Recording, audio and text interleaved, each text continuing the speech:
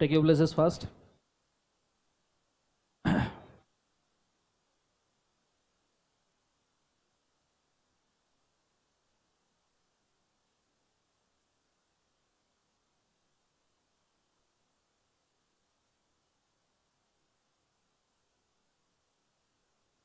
चलो भाई, जब ऐसी है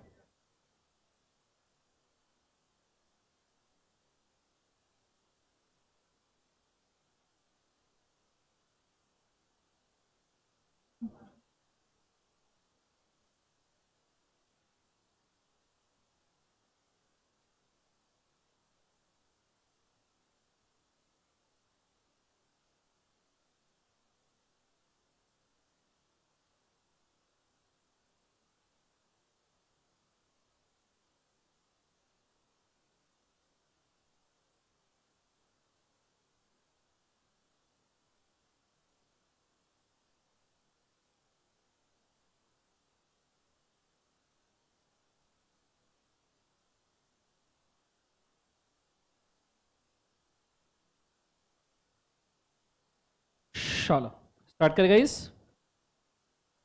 बोलो हाँ है ना।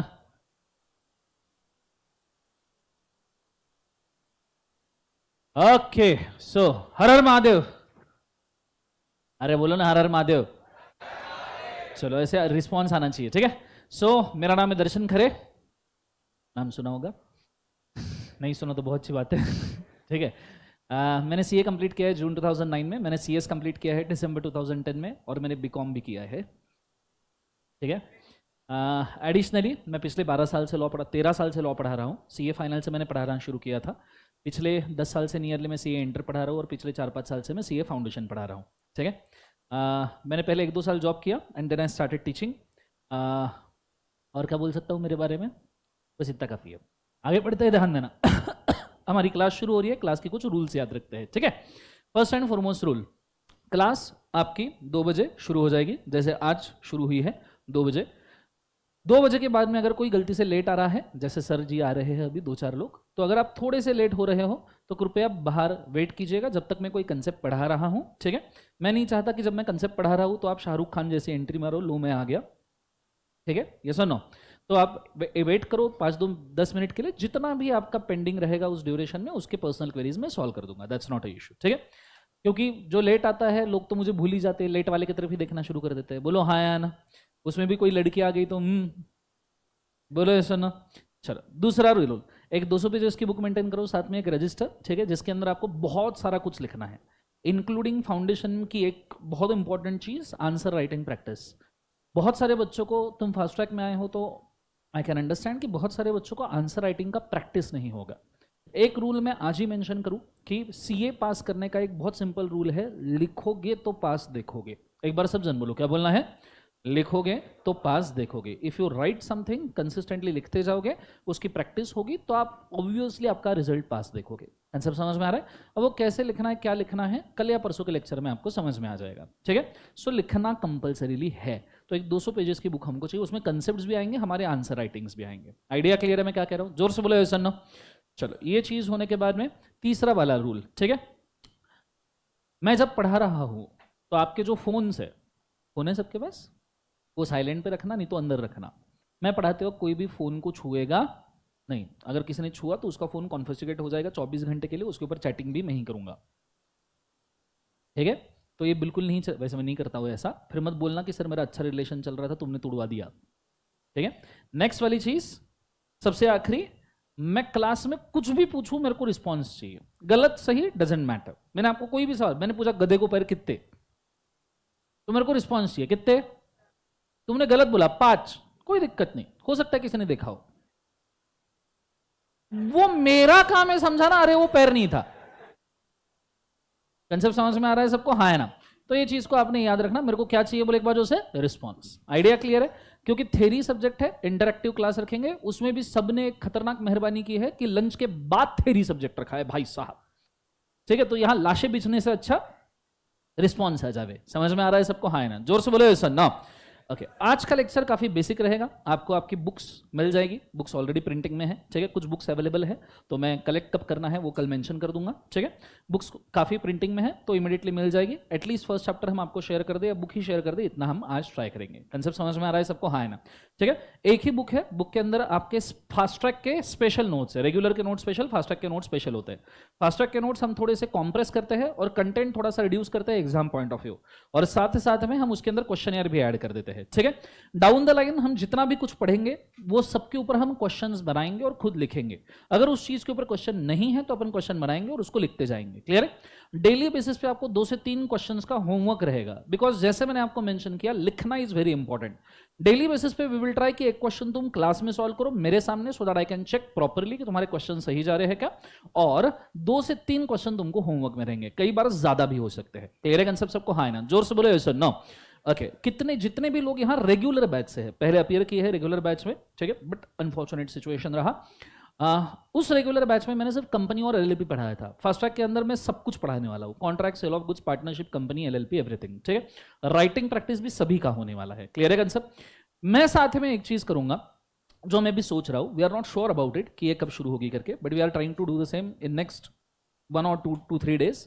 राइटिंग प्रैक्टिस के सेशंस हम स्पेसिफिकली यूट्यूब के ऊपर लेंगे। मैं जो 2-3 क्वेश्चन आपको होमवर्क में दूंगा और रात को अपन 1 आध दिन बैठेंगे, ठीक है, मतलब हर 1 डे ऑड अपन बैठेंगे और ट्राई करेंगे कि 2-3 क्वेश्चन जो मैं आपको दे रहा हूँ 1 आध घंटे का राइटिंग प्रैक्टिस डेली यूट्यूब पे, क्योंकि आपका भी लेना है, रेगुलर बैच का भी लेना है, तो यूट्यूब पे हम डेली राइटिंग प्रैक्टिस लेंगे। उसके लिए आपको यहाँ रुकने की जरूरत नहीं। यहाँ जो एक क्वेश्चन क्लास में सॉल्व करना है वो होगा, फिर जो होमवर्क दिया अगर आप खुद के बेसिस पे कर सकते हो बहुत अच्छी बात है, लेकिन आप खुद के बेसिस पे नहीं कर सकते, आप यूट्यूब सेशन अटेंड करो, उसके अंदर आपके क्वेश्चन कवर हो जाएंगे। कंसेप्ट समझ में आ रहा है सबको? हाँ है ना?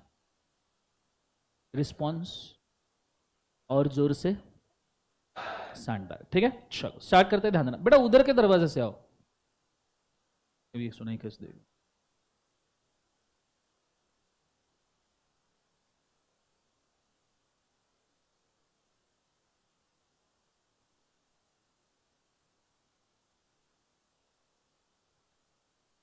ऐसे पीछे के दरवाजे से आना।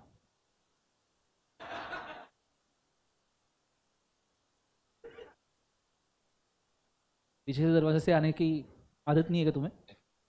चलो स्टार्ट करें, बोलो हाँ या ना। आज का लेक्चर बेसिक है तो बहुत अच्छे तरीके से ध्यान देना, ठीक है, एकदम basic lecture.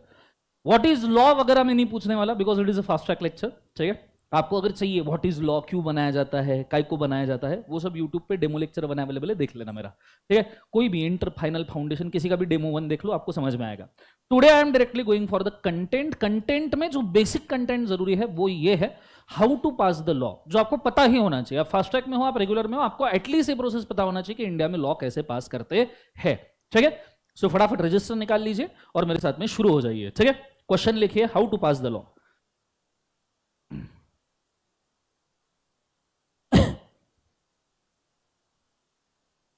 Are you guys ready? The question is how to pass the law in India. ठीक है,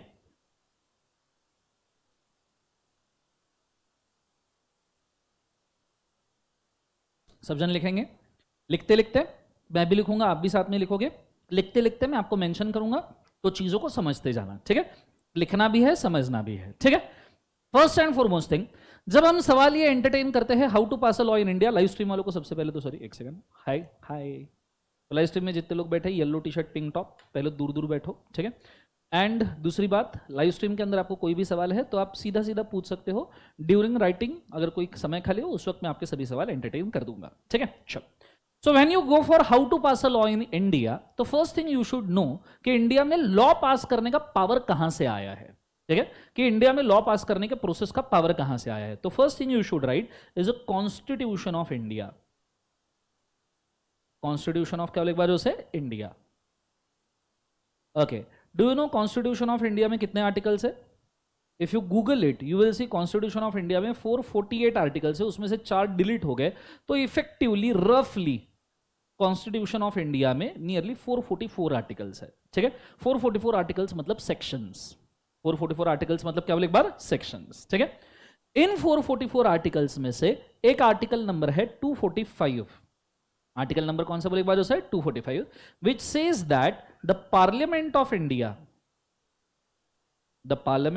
India will make loss for India. Parliament of India India के लिए लॉ बनाएगा। कंसेप्ट समझ में आ रहा है सबको? हाँ है ना? जोर से बोलो ऐसा ना। So parliament of India will make a law for India, article number 245 में बोला है। पर पार्लियामेंट इंडिया के लिए लॉ बनाएगा। What is you mean by parliament? Parliament मतलब पता है ना सबको क्या होता है पार्लियामेंट? जहां लोग मारामारी करते हैं, माइक वाइक फेंक के मारते, चेयर वेयर फेंक के मारते, मोबाइल के ऊपर कैसे कैसे वीडियो देखते रहते हैं, है ना? इनकॉग्निटो मोड बिना लगाए, ये ना अनफॉर्चुनेटली पार्लियामेंट ऑफ इंडिया। अब तुमको लगता है कि जीवन के अंदर कि ऐसे पार्लियामेंट के लोगों को समझ में आता होगा क्या लॉ बनाने का है? फॉर एग्जाम्पल वो है ना अपने वो कविता करने वाले, नाम नहीं ले सकते अपन। तो लपला होता आणि मी केलं त्याला भॉ, तो लपला होता आणि मी केलं त्याला भॉ, चला आता सगळे बसून पास करू लॉ। समझ में आ रहा है? तो रामनाथ जो भी है लेक्चर बंद हो जाएंगे मेरे। सो 245 पार्लियामेंट। अब तुमको लगता है सच में ऐसे पॉलिटिशियंस को समझ में आता होगा लॉ कैसे बनाना है? जो नारायण मूर्ति को, कुमार मंगलम बिरला को, जो जे ईरानी कमेटी को, जो कोहेन कमेटी को कंपनीज एक्ट बनाते नहीं जमा, तुमको लगता है इनको बनाते जमेगा? आधे आधे तो अनपढ़ गवार लोग बैठे हैं वहां पे, जिनको खुद को नहीं मालूम वो कहां पे क्यों बैठे हैं, वो समझ में नहीं आता इसलिए वीडियो देख रहे हैं। बोलो हाँ है ना? दैट इज वाई इनको लॉ के ऊपर सब्जेक्ट से चाहिए बच्चों। क्या चाहिए बोले एक बार? सब्जेक्ट। कि सब्जेक्ट बताओ किस चीज के ऊपर लॉ बनाना है। That's why there is article number 246 and 246 says that कि तुमको नहीं मालूम किसके ऊपर लॉ बनाना है तो तुम सब्जेक्ट चूज कर लो। क्या चूज कर लो बोले एक बार? सब्जेक्ट चूज कर लो फ्रॉम शेड्यूल 7। आप शेड्यूल 7 से सब्जेक्ट चूज कर लो to the constitution of India. Subject from schedule 7, ठीक है? जिसके अंदर अगर हम देखें तो 3 लिस्ट्स है। कितने लिस्ट्स है बोले एक बार जो से? 3। उसके अंदर अब कितने लिस्ट है तो 3 कैटेगरीज ऑफ लॉ है, ठीक है? शेड्यूल 7 अगर हम खोल के देखें तो आपको 3 कैटेगरीज के लॉ मिलेंगे। पहले लॉ को कहा जाता है यूनियन लॉ। कौन सा लॉ बोले एक बार जो से? यूनियन। दूसरे लॉ को कहा जाता है स्टेट लॉ और तीसरे लॉ को कहा जाता है कॉन्करेंट लॉ। पहला यूनियन लॉ, दूसरा स्टेट लॉ, तीसरा कॉन्करेंट लॉ। लिखा सबने? बोलो हाँ है ना? सब जन लिख रहे हैं, सबने नोटिंग करना है, ठीक है? ये चीजें आपको काम में आने वाली है, ठीक है? Okay, what do mean by union law guys? What is union law? Anyone? Yes, जो पूरे देश के लिए एप्लीकेबल होता है, जैसा का वैसा। For example income tax act. ऐसा है क्या कि कन्याकुमारी वाला पर्सन अलग इनकम टैक्स पे करेगा और जम्मू कश्मीर वाला अलग पे करेगा? सब एक जैसा पे करेंगे? जोर से बोलो हाँ या ना। अरे एवरीबॉडी यस और नो। Companies act. ऐसा है क्या कि जम्मू कश्मीर की कंपनी को कुछ अलग रखेगा, गुजरात की कंपनी को अलग, उधर वेस्ट बंगाल की कंपनी दीदी वाली ममता दीदी आमी तुम्हारे को बोलो वॉश है उसको अलग? ऐसा कुछ है क्या जीवन में? नहीं। तो यूनियन लॉ विच लिखो, विच applicable to entire India as it is, okay? Which applicable to entire India as it is. लिखा सबने? Okay, what is a state law? What is state law? Which is applicable to specific state, which is applicable to specific state, ठीक है?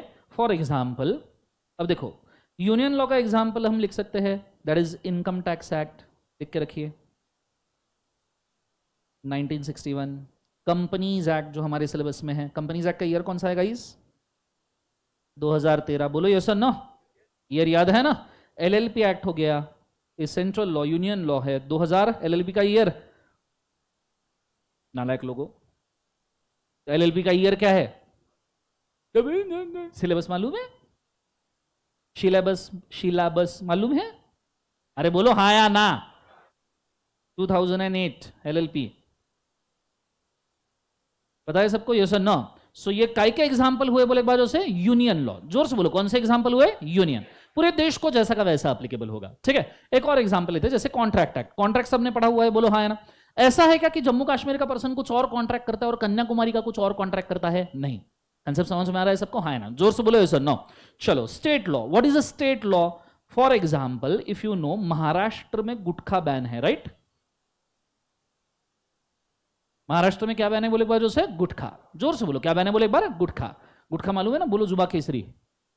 अरे बोलो ना, बोलो जुबा केसरी। तुमने जुबा केसरी बोलना है, बोलो जुबा केसरी। दाने दाने में केसर का दम। तो इसके बाद जब रिलेटिव आएंगे तो खीर में अपन विमल डालेंगे। दाने दाने में केसर का दम है ना? हाँ है ना। रिलेटिव मालूम है ना? कौन? जो पूछते कौन से कॉलेज से सीए कर रहा है। वेरी सिंपल डेफिनेशन, ठीक है। सो महाराष्ट्र में क्या बैन है बोले एक बार से? गुटखा। गुजरात में लिकर बैन है, डाई स्टेट, ड्राई। गुजरात में लिकर बैन है because it is a dry state, ठीक है। फिर भी लोग चुप चुप के पीते हैं। बोलो, बिहार में भी लिकर बैन है, यकीन नहीं होता पर है। यस और नो? बिहार में भी लिकर बैन है ना? यस और no? So this is state law. मुझे बताओ, गुजरात और बिहार में लिकर बैन होने की वजह से पूरे इंडिया में बैन हुई क्या? जोर से बोलो। नहीं। गोवा पूरा राज्य लिकर के भरोसे पे चल रहा है, उसको तीर्थ क्षेत्र घोषित कर देना चाहिए। तीर्थ सस्ता मिल रहा है ना वहां पे, हाँ है ना। Next one, concurrent law. अब कॉन्करेंट लॉ के कई सारे एग्जांपल्स हो सकते हैं, ठीक है, पर अब वो तुम्हें नहीं पता, तुम्हें उन एग्जांपल्स की आइडिया ही नहीं है, तो बोल के कोई फायदा नहीं है। So concurrent law which applies to send to all India but states can alter few provisions. But states can alter few provisions. State कुछ प्रोविजंस अल्टर कर सकते हैं, ठीक है। पूरे इंडिया को एप्लीकेबल है, पर स्टेट्स कुछ प्रोविजन अल्टर कर सकते हैं ना। उस सवाल उठता है ऐसा कौन सा लॉ है? अब एक्चुअली मैं ये नहीं कह रहा कि GST is a concurrent law. I am not saying GST is a concurrent law, पर तुम्हारे पास दूसरा कोई एग्जांपल ही नहीं पता, मैं जीएसटी छोड़ के कोई एक्ट ही नहीं पता, इसलिए मेरे को ये लेना पड़ रहा है। आई am not saying so GST में पहले ही लिख दो is not a concurrent law, पर ये कॉन्करेंट लॉ के टाइप जैसा है। होटल में खाना खाने गए हो, बोलो हाँ या ना? अरे बोलो ना। तो होटल में खाना खाते हो तो एक तो बिल देना पड़ता है, नहीं तो बर्तन घसने पड़ते हैं। तो जिन्होंने बिल दिया है, जिन्होंने बिल दिया है, बिल के ऊपर लिखा रहता है सीजीएसटी 2.5%, एसजीएसटी 2.5%। बोलो हाँ या ना? CGST 2.5%, SGST 2.5%। क्या है वो CGST SGST? CGST is a central government का जीएसटी, जो फंडिंग पूरा सेंटर, मतलब तुमने यहां जो 2.5% पे किया वो मोदी जी को जा रहा है। किसको जा रहा है बोले एक बार से? मोदी जी। जोर से बोले एक बार सर नो। और जो एसजीएसटी 2.5% है वो किसको जा रहा है? एकनाथ शिंदे जी। कंसेप्ट समझ में आ रहा है सबको? हाँ है ना? जोर से बोलो यस और नो। सो 2.5% सीजीएसटी किसको जा रहा है? मोदी जी, सेंट्रल गवर्नमेंट को जा रहा है। और 2.5% एसजीएसटी किसको जा रहा है? एकनाथ शिंदे, जो चीफ मिनिस्टर है महाराष्ट्र के। कंफर्म वही है ना अभी? हाँ वही है। कंसेप्ट समझ में आ रहा है सबको? हाँ है ना? जोर से बोलो एक बार यस और नो। अब ये इसमें अगर चाहे तो महाराष्ट्र गवर्नमेंट ये खुद का 2.5% चेंज कर सकता है भाई। जैसे सेंट्रल गवर्नमेंट ने बोला मेरा 2.5%, महाराष्ट्र स्टेट गवर्नमेंट बोल सकता है मेरा 5, मेरा 10, मेरा 15, मेरी मर्जी। क्योंकि ये पावर है, इसलिए सीजीएसटी एसजीएसटी अलग लिख के दिया जाता है। अगर चेंज नहीं कर सकते तो कंबाइन लिख के नहीं दे देते थे? बोलो हाँ या ना? तो स्टेट गवर्नमेंट खुद का जीएसटी चेंज कर सकता है, मतलब जीएसटी तो लगाना है ही, पर स्टेट के पास में बेसिक पावर है कि भाई वो रेट चेंज कर सकता है। Are you understanding what I am trying to say? जोर से बोलो एक बार यस और नो। पर स्टेट कभी ऐसा करेगा क्या? नहीं, क्योंकि जिस दिन उन्होंने जीएसटी बढ़ाया उस दिन इलेक्शन हार जाएंगे। और फिर सेंट्रल गवर्नमेंट वो तो खड़ी है ना, वो तो सबको जमा कर रहे वॉशिंग मशीन में। अरे बोलो ना हाँ या ना? एक एक को तोड़ तोड़ के जमा करते जा रहे, बोलो यस और no. Okay, so this is a kind of concurrent law. GST is a kind of concurrent law. हालांकि कॉन्स्टिट्यूशन में जीएसटी के लिए एक सेपरेट प्रोविजन बना के रखा है 246A में, ठीक है। पर अब तुम्हें दूसरा कोई एग्जांपल नहीं पता, इसलिए मैंने जीएसटी बोल दिया। कंसेप्ट समझ में आ रहा है सबको? हाँ है ना? जोर से बोलो यस और नो। सर तुमने अभी अभी सब्जेक्ट्स की बात की, काय की बात की बोले एक बार जो से? सब्जेक्ट्स। सर आपने अभी अभी सब्जेक्ट की बात की, आप बोल सकते हो कितने सब्जेक्ट्स ऐसे हो सकते हैं? Can you sir please tell how many subjects are there जिसके ऊपर लॉ बन सकता है? तो मैं आपको मेंशन करना चाहूंगा, यूनियन लॉ में 97 सब्जेक्ट्स है। लिख के रखिए कितने सब्जेक्ट्स बोले एक बार? 97। आपके स्टेट लॉ में 66 सब्जेक्ट्स है, और आपके कॉन्करेंट लॉ में if I am not wrong 47 subjects है। ठीक है, यूनियन लॉ में 97, 66 and 47. These are the subjects. What is subjects? ये ऐसी चीज है जिसके ऊपर तुम लॉ बना सकते हो, क्योंकि पार्लियामेंट के लोगों को समझ में नहीं आता. क्लियर है?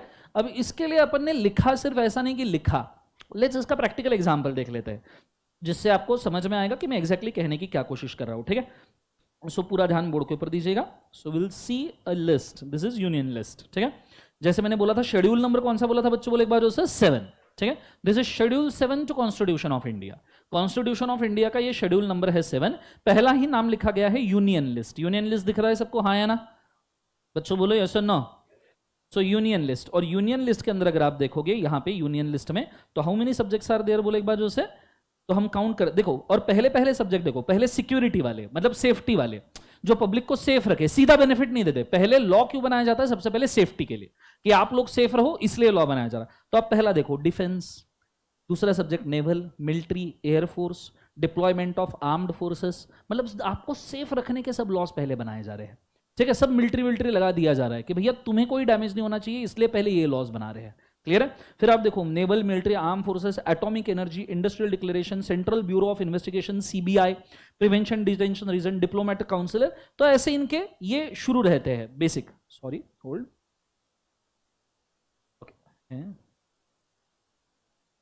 चल रहा. ओके, सो नीचे अगर आप धीरे धीरे जाओ तो आपको फिर धीरे धीरे बेनिफिट से शुरू होंगे. सेफ्टी तो चलो मिल गई, सब डिफेंस वगैरह के लॉ. अब आप नियरली देखो 20th नंबर के सब्जेक्ट है. 20th number you can see pilgrimage and places to the places outside India. अब मुझे बताओ pilgrimage whether it is a safety और बेनिफिट. अगर आप हज की यात्रा जा रहे हो, चारों धाम की यात्रा जा रहे हो, तो ये सेफ्टी के लिए जा रहे हो या बेनिफिट के लिए जा रहे हो? जोर से बोले एक बार. बेनिफिट. तो पहले लॉ सेफ्टी के थे, अब कौन से लॉ शुरू हो गए? बोले एक बार जो से बेनिफिट. क्लियर है कंसेप्ट सबको? हाँ ना? जोर से बोले सुनो. सर तुमने तो बोला था companies act, income tax act, ये यूनियन लॉ है. यूनियन लॉ है ना, मैंने बोला नहीं यस नो? तो सर ये इस एंट्री, ये लिस्ट में होने चाहिए कहीं ना कहीं पे, वो सब्जेक्ट यहां होना चाहिए नहीं होना चाहिए? एवरीबॉडी बोलो हाँ या ना. लास्ट बेंच है, सबको समझ में आ रहा है ये कहीं ना कहीं होना चाहिए. तो ढूंढते हैं, ये देखो 40 एंट्री नंबर 43, एंट्री नंबर 44, जरा पढ़ते हैं साथ में. रेडी? 1 2 3 बोलो. क्या है? Incorporation, regulation and winding up of trading corporation including banking, insurance, financial corporation but does not include cooperative society. आपका कंपनी लॉ बनाने का पावर एंट्री नंबर 43, 44 में. कंसेप्ट समझ में आ रहा है? This is your entry number 43, entry number 44. इसमें ही हम हमारा कंपनीज एक्ट और एलएलपी बनाते हैं. ठीक है, सो ये दोनों जगह पे हम कौन सा बनाते हैं? बोले एक बार जो से, एक कंपनीज एक्ट और दूसरा कौन सा? बोले एक बार जो से एलएलपी. ठीक है, नीचे 44 भी पढ़ लो. Incorporation, regulation and winding up of the corporation whether trading और not with object not confined to one state. मतलब पूरे देश में एक जैसा लगेगा. कंसेप्ट समझ में आ रहा है सबको? हाँ ना? जोर से बोले सर नो. फिर आप बैंकिंग रेगुलेशन एक्ट अगर पढ़े हो 1949 वाला, तो बैंकिंग. तुम निगोशिएबल इंस्ट्रूमेंट एक्ट का अकाउंटिंग कर चुके हो, मैंने सुना. बोलो हाँ या ना? निगोशिएबल इंस्ट्रूमेंट का अकाउंटिंग है ना, bill of exchange account, debit, to person credit. बोलो हाँ या ना? तो आपके बिल ऑफ एक्सचेंज के ऊपर एक एक्ट है, negotiable instrument act, that is 1881. तो you can see this bill of exchange cheques. Insurance act 1938 यहां पे. Security exchange board of India act 1992. Securities contract regulation act 1956, ये स्टॉक एक्सचेंज वाले लॉ. Intellectual property rights, patents, copyrights, inventions. तो जितने भी पूरे इंडिया में लगने वाले लॉ है, वो सभी आपको इसी लिस्ट में मिल जाएंगे. ऐसा कोई लॉ नहीं है जो इंडिया में पास हुआ देश के लिए और इस लिस्ट में नहीं है. क्लियर है कंसेप्ट सबको? हाँ है ना? जोर से बोलो यस और नो. सर क्या ये लिस्ट में नए सब्जेक्ट हम ऐड कर सकते हैं? बिल्कुल कर सकते हैं. आप शेड्यूल 7 को कॉन्स्टिट्यूशन के अमेंड करो, पार्लियामेंट में नया सब्जेक्ट ऐड कर लो, कोई दिक्कत नहीं. क्लियर है कंसेप्ट? टोटल एंट्रीज बच्चों मैंने कितने बोले थे? सब जन बोले एक बार 97. ठीक है, 97 एंट्रीज खत्म. यू विल सी नेक्स्ट कौन सी लिस्ट है? बोले एक बार जो से state list. Are you understanding में क्या कह रहा हूं? जोर से बोले यस और नो.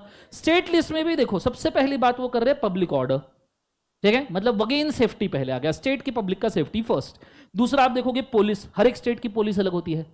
बोलो हाँ है ना? तीसरा officers and servant, government servant, prisoners, हर एक स्टेट का प्रिजन अलग होता है. पूना में येरवाड़ा है, दिल्ली में तिहाड़ जेल है. बोलो हाँ या ना? उसके बाद में अगर आप आगे जाओगे, लोकल गवर्नमेंट, पिलग्रिमेज. अब यहां से देखो बेनिफिट शुरू हो गया. Public health, pilgrimage, intoxication of liquors. मैंने बोला था ना गुजरात में लिकर बैन है, बिहार में लिकर बैन है. इस लॉ के अंडर गुजरात और बिहार में लिकर बैन किया है. कंसेप्ट समझ में है? और हमारे यहां पे इसी लॉ के अंडर गुटखा बैन किया गया है. कंसेप्ट समझ में आ रहा है स्टेट लिस्ट के इस लॉ के अंदर? आर यू अंडरस्टैंडिंग मैं क्या कह रहा हूं? आप धीरे धीरे नीचे जाते जाओ, आपको टोटल 66 एंट्रीज मिलेंगे आपके स्टेट लिस्ट में। स्टेट लिस्ट में कितने एंट्रीज है बोले एक बार जो से 66। Clear concept? 66 सब्जेक्ट है जिसके ऊपर लॉ बन सकता है। आखिरी बचा आपका कौन सा लिस्ट बोले एक बार जो से कॉन्करेंट लिस्ट। तो कॉन्करेंट लिस्ट में भी पहला देखो क्रिमिनल लॉ, उसके बाद में क्रिमिनल प्रोसीजर, मतलब सेफ्टी की चीजें भाई साहब सबसे पहले आएगी, बाद में तुम्हारे बेनिफिट की बात की जाएगी। कंसेप्ट समझ में आ रहा है? सो सेफ्टी फर्स्ट, बाद में बेनिफिट। और इसमें अब आपके काम के बहुत ज्यादा नहीं है क्योंकि कॉन्करेंट लॉ तुम्हारे सिलेबस में नहीं होते। ठीक है, एक जीएसटी ही ऐसा लॉ जो कॉन्करेंट जैसा है पर तुम्हारे सिलेबस में वो इंटर में आएगा। आइडिया क्लियर है? सो ये चीज को आपने याद रखना। इसमें मैंने आपको टोटल एंट्रीज कितने बोले थे बोले एक बार जो से 47। तो ये वो 3 लिस्ट है जिसमें से पार्लियामेंट के मेंबर बैठ के सिलेक्ट करते हैं कि उनको कौन सी चीज के ऊपर लॉ बनाने का। कंसेप्ट समझ में आ रहा है सबको? बच्चों बोलो हाँ या ना। आइडिया क्लियर है एग्जैक्टली मैं क्या कह रहा हूं? यस और नो? चलो बहुत बढ़िया, वापस जाते हैं हम हमारी जगह पे। हमने सभी एंट्रीज लिख लिया, बोलो यस और नो। चलो अब उसी चार्ट को हम आगे कैरी कर रहे हैं। ठीक है, पूरा ध्यान मेरे को बोर्ड के ऊपर चाहिए, फोकस करना अच्छे से। ठीक है, एवरीबडी इज रेडी? ओके, अब सिर्फ बोर्ड के ऊपर ध्यान दो, लिखना नहीं है। मैं एक प्रेजेंटेशन आपको पहले दूंगा, ठीक है, लॉ पास करने का, and then will go forward. ठीक है, आ जाओ।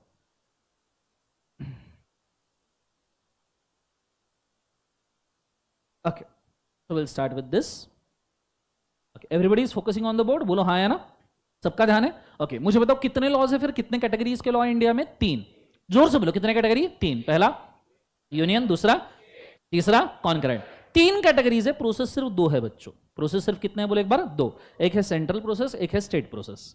तो अब ये सेंट्रल और स्टेट प्रोसेस में कैसे पास होता है तो मैं यहां मेंशन करना चाहूंगा। सबसे पहले यूनियन लॉ जो है वो सेंट्रल प्रोसेस से पास होता है, और स्टेट लॉ जो है वो स्टेट प्रोसेस से पास होता है। जो आपका कॉन्करेंट लॉ रहेगा, कौन सा लॉ बोले एक बार जो से कॉन्करेंट, वो प्राइमरीली पहले जाएगा फर्स्ट सेंटर पे और फिर वो जाएगा स्टेट पे। अब बहुत सारे बच्चों को यही समझ में नहीं आता कि इंडिया में लॉ कैसे पास करना है, क्योंकि बहुत सारे बच्चों ने लीगल और पॉलिटिकल सिस्टम की तरफ लाइफ में कभी ध्यान ही नहीं दिया। जब भी इलेक्शन आए सिर्फ न्यूज सुनी, प्रधानमंत्री कौन बना, चीफ मिनिस्टर कौन बना, छोड़ दिया। मैं आपको मेंशन करना चाहूंगा कि आप इंडिया में लॉ पास करने की प्रोसेस तब तक नहीं समझ सकते जब तक आप इंडिया की पॉलिटिकल सिस्टम को नहीं समझते। ये दोनों बहुत घनिष्ठ संबंध वाली चीज है, एक दूसरे से अलग नहीं हो सकता। 2 जिस्म एक जान। कंसेप्ट समझ में आ रहा है सबको? हाँ ना? तो तुमको इंडिया की पॉलिटिकल सिस्टम समझनी पड़ेगी यह समझने के लिए कि लॉ कैसे पास होता है। Are you understanding everybody? जोर से बोलो यस और नो। तो ये जो मैं डिस्कशन ले रहा हूं, ये knowledge point of view, exam point of view, दोनों तरीके से बहुत इंपॉर्टेंट है। और ये आपका फाइनल तक के, इवन बियॉन्ड दैट, अच्छा बेस बनाए रखेगा। इवन आने वाले इलेक्शन में तुम पापा के साथ बैठ के डिस्कशन कर सकते हो कि कौन से स्टेट में क्या हो रहा है। You just have to focus properly. ठीक है, तो बहुत अच्छे से ध्यान दीजिएगा। तो हमारे पास प्रोसेस सिर्फ 2 है, एक है सेंट्रल, एक होता है स्टेट। जब भी हम कोई लॉ पास करते हैं तो सबसे पहला स्टेप होता है ड्राफ्टिंग। एक बार सब जन बोलेंगे कौन सा स्टेप होता है बोले एक बार? ड्राफ्टिंग। आपको लॉ ड्राफ्ट करवाना पड़ता है। किसी ने तो भी लॉ लिखना जरूरी है, ऑटोमेटिकली थोड़ी आएगा भाई साहब। क्या आसमान से टपका खजूर में अटका वाला लॉ है क्या जीवन में, या भगवान ने लिख के दिया, भगवत गीता है जीवन में? नहीं।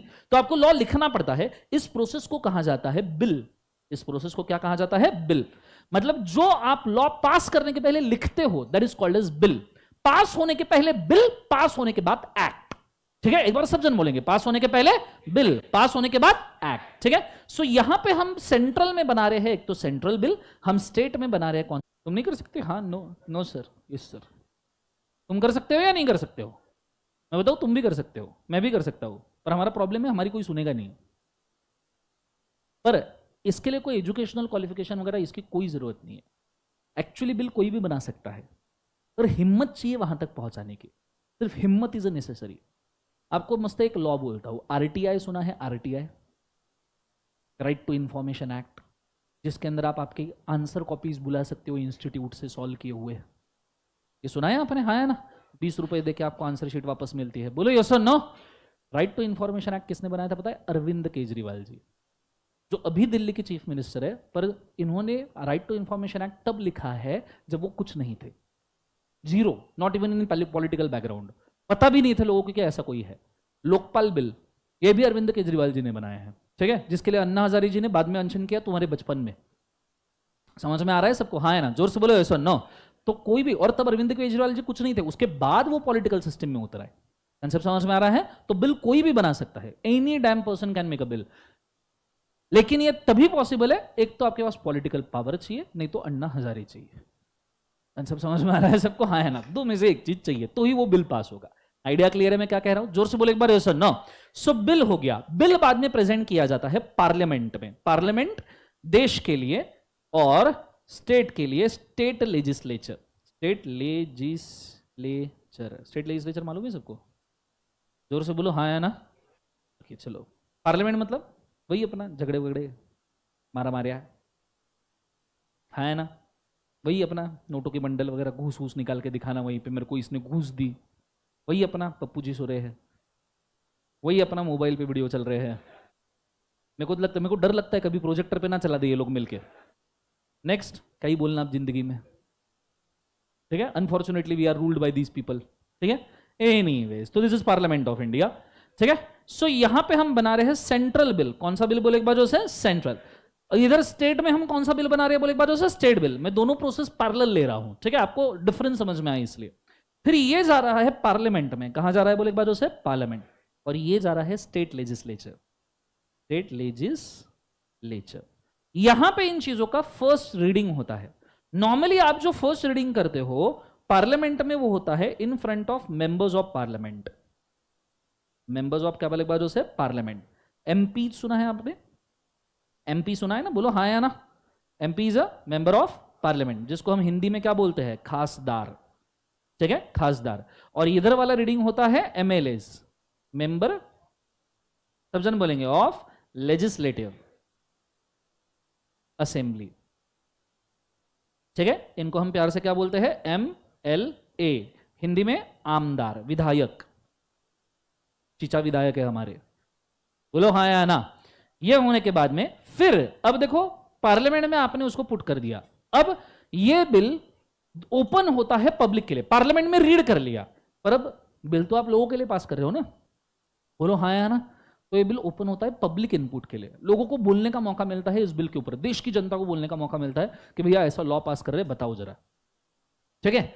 और आपका जो सीए कानून पास हुआ, 4 कृषि कानून जो वापस लिए गए, आर्टिकल नंबर 370 कॉन्स्टिट्यूशन का अमेंडमेंट, ये सब पब्लिक इनपुट के लिए ओपन था। पर पब्लिक को मालूम ही नहीं कमेंट कहां करना है। पब्लिक ने सिर्फ फेसबुक है, हम स्टूडेंट से कमेंट्स ले रहे हैं, हमारा बिल ओपन है, मतलब हमने बिल रीड कर लिया है। कृपया स्टूडेंट, सबके सब स्टूडेंट आइए और इसके ऊपर कमेंट कीजिए, सीएज आइए कमेंट कीजिए। अब पब्लिक तो पागल है, पब्लिक तो कुछ भी कमेंट करती है। 4 लोग वहां पे लिख के आए फाउंडेशन से 4 सब्जेक्ट हटा दो। खुद भी सोनम गुप्ता बेवफा है, तो पब्लिक का तो भरोसा नहीं है ना भाई साहब। तो इस पब्लिक, अब देखो आपका सेंट्रल लॉ है तो इसके ऊपर इंडियन पब्लिक कमेंट करेगी। कौन सी पब्लिक बोले एक बाजू से? Indian public. आपका स्टेट लॉ है तो कौन सी पब्लिक कमेंट करेगी बोले एक बाजू से? State public. पर पब्लिक कुछ भी कमेंट करती है, इसलिए थोड़ा एक्सपर्ट ओपिनियन लेना जरूरी है, ठीक है? So we will go to committees. We will go to किसके पास बोले एक बाजू से? कमिटी, जिनको स्टैंडिंग कमेटी कहा जाता है। क्या कहा जाता है बोले एक बाजू से? Standing committee. कंसेप्ट समझ में आया?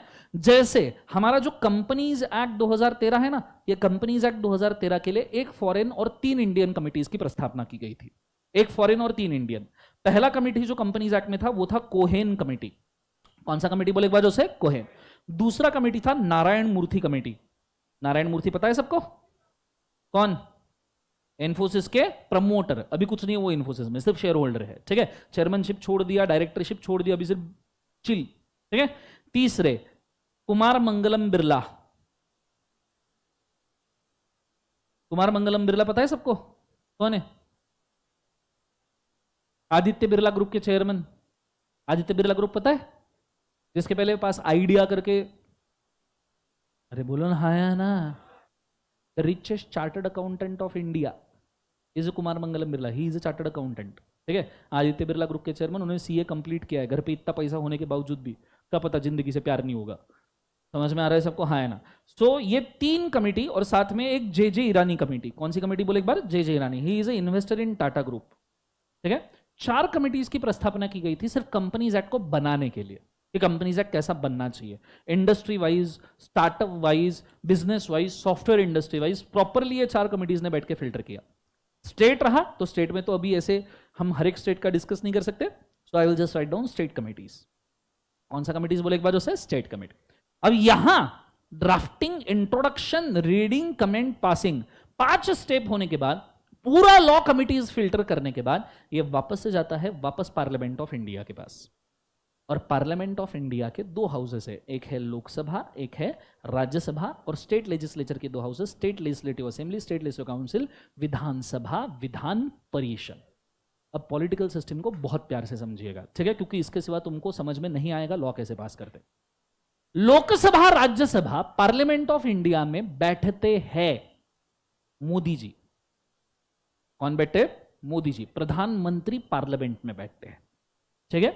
2014 के इलेक्शन में, 2014 के इलेक्शन में तुमने मोदी जी को जो चुनवा के दिया, और 2019 के इलेक्शन में तुमने जो मोदी जी को चुनवा के दिया, तो तुमने एक्चुअली किसको चुना? तुमने डायरेक्ट मोदी जी को वोट नहीं किया, तुमने एमपीज को वोट किया, ठीक है। अभी 2024 में अगले साल वापस इलेक्शन आने वाले हैं, तुम वापस वोट करोगे, तो तुम किसको वोट करोगे? एमपीज, मेंबर ऑफ पार्लियामेंट, जो अभी पूना से जो थे, नाम किसको बताया वो? गिरीश बापट जी, अभी वो गुजर गए ना, आई गेस, ये सुनो। So Girish Bapat ji, he is a member of parliament, ठीक है। हमने गिरीश जी, पूना से गिरीश बापट जी को चुन लिया। अब गिरीश बापट जी जाएंगे पार्लियामेंट में, वहां बैठेंगे, और सभी ऐसे अलग अलग जो देश नहीं, अलग अलग शहर है, उसके एमपीज इकट्ठा आएंगे, और सब एमपीज मिलकर चुनते हैं एक प्रधानमंत्री। सब एमपीज मिलकर चुनते हैं क्या वाले, एक बार उसे एक प्रधानमंत्री। तो ये है आपका प्रोसेस प्रधानमंत्री चुनने का। सेंट्रल गवर्नमेंट का अधिपति, सेंट्रल गवर्नमेंट का कैप्टन मतलब प्रधानमंत्री। कंसेप्ट समझ में आ रहा है? देश की गवर्नमेंट का कैप्टन मतलब प्रधानमंत्री। पर वही 2020 में जो इलेक्शन आए और 2015 में जो इलेक्शन आए, जिसमें तुमने चुना था देवेंद्र फडणवीस को, ठीक है, देशात नरेंद्र राज्यात देवेंद्र, अरे बोलो हाँ या ना, जो तुमने चुना था देवेंद्र फडणवीस जिसको, कब कब? 2015 और 2020 में, ठीक है। हालांकि 2020 में तुमने चुना था देवेंद्र जी को, फिर उसके बाद में वो सवेरे सवेरे 5 बजे पहुंच गए शपथ लेने के लिए। वो राज्यपाल घोषाली जी थे, वो सो गए थे जीवन में, ये सवेरे पहुंच गए, उठो सर जी शपथ लेनी है, बोले सवेरे सवेरे, बोले हाँ। तो इन्होंने सवेरे सवेरे शपथ ले ली, ठीक है, और 9 बजे बोलते, 5 बजे शपथ ली, 9 बजे बोलते हम तो मजाक कर रहे थे, ठीक है। फिर वो महाआघाड़ी वाली सरकार बनी। फिर उसके बाद में उसमें से वो एकनाथ शिंदे वाला गुट शिवसेना से बाहर पकड़ा, काय झाड़ी, काय डोंगर, काय हॉटेल, ओके है म्हणे सगळं, ठीक है। फिर उन्होंने और बीजेपी ने मिलकर सरकार बनाई। फिर अभी तो और ही बड़ा कांड हो गया जीवन में, अभी चाचा और भतीजे में ही नहीं जम रहा क्या चल रहा है, तो काका माला वाचवा, अरे बोलो ना हाँ या ना। तो जिंदगी में समझ नहीं आ रहा कि महाराष्ट्र की गवर्नमेंट कहां जा रही है। पर तुमने 2020 के इलेक्शन में और 2019 के इलेक्शन, 2015 के इलेक्शन में जिनको चुना था, जब तुमने देवेंद्र फडणवीस जी को चीफ मिनिस्टर चुना था, मतलब राज्य का कैप्टन, स्टेट का कैप्टन चुना था। देखो, प्रधानमंत्री देश का कैप्टन है, मेंबर्स ऑफ पार्लियामेंट का कैप्टन है, पार्लियामेंट का कैप्टन है, चीफ मिनिस्टर राज्य का कैप्टन है, एमएलए का कैप्टन है, आमदार का कैप्टन है। इसका कैप्टन है बोले एक बाजू से आमदार। कंसेप्ट समझ में आ रहा है सबको? हाँ ना, जोर से बोले सो नो। सो इस प्रकार से, सो जो सेंट्रल गवर्नमेंट का कैप्टन है Modi ji, that is a member of parliament ने चुना हुआ पर्सन। जो स्टेट गवर्नमेंट का कैप्टन है फिलहाल एकनाथ शिंदे जी, फॉर दैट मैटर, जब तक कुछ चेंज नहीं होता तब तक के वो चूज किया गया है एमएलए की तरफ से। किसकी तरफ से चूज किया गया है? एमएलए, आमदार की तरफ से। डिफरेंस समझ में आ रहा है सबको? बच्चों बोलो हाँ या ना, पक्का समझ में आ रहा है? एवरीबॉडी अंडरस्टैंडिंग वेरी क्लियरली, बोलो यस और नो। ओके, अब बहुत अच्छे तरीके से सुनिएगा मैं एग्जैक्टली क्या कह रहा हूं। चल रहा है ओके। सो एक साइड है एमपीज और एक साइड क्या बोले एक बाजू से एमएलए। अब मैं दोनों हाउसेस वापस लिखता हूं, बहुत अच्छे तरीके से बोर्ड से ध्यान देना, ठीक है।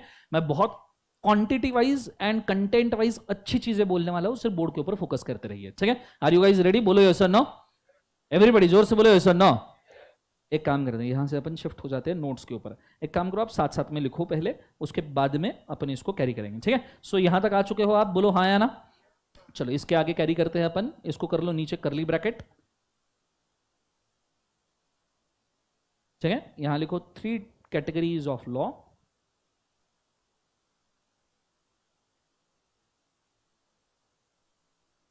बट ओनली 2 process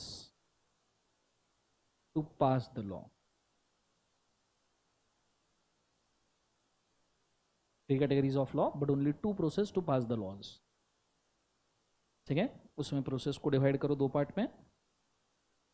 पहली प्रोसेस को कहा जाता है सेंट्रल प्रोसेस, दूसरी प्रोसेस को कहा जाता है स्टेट प्रोसेस।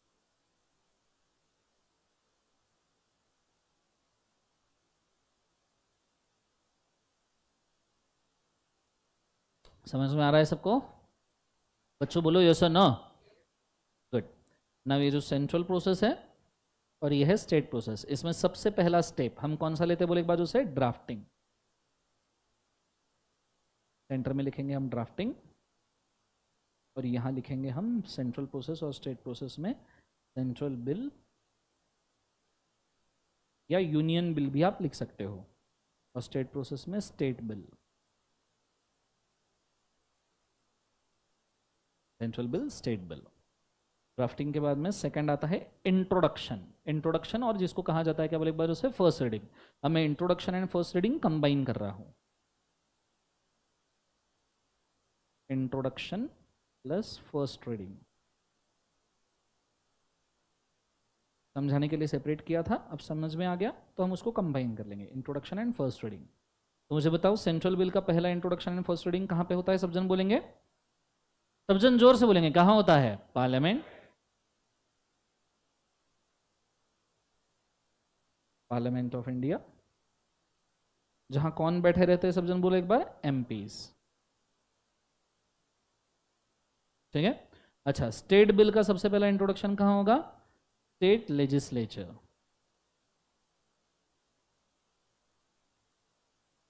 जहां कौन बैठे रहते हैं, MLAs.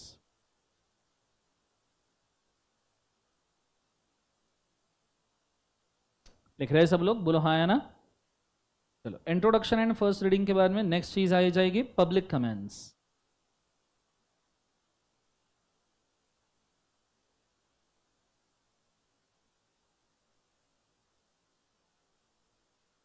Central bill pay Indian public will comment,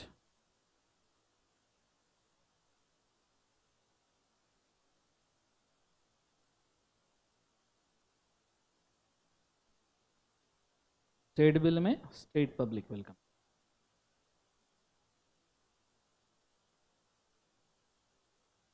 ठीक है। फिर उसके बाद में फिल्टर करने के लिए हम किसको बनाते हैं, standing committees.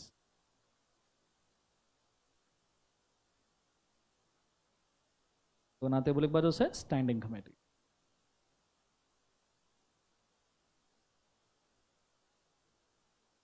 Standing committees, the team of expert of the field of India, the team of expert of the field of state।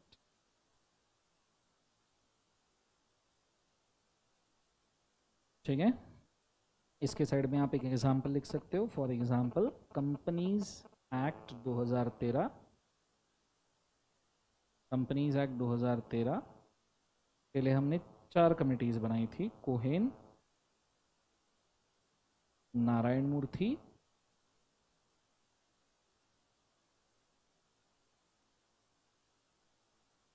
Kumar Birla,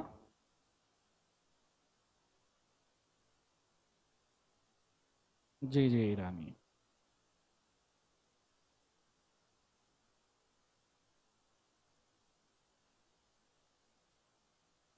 देख रहे हैं सब लोग,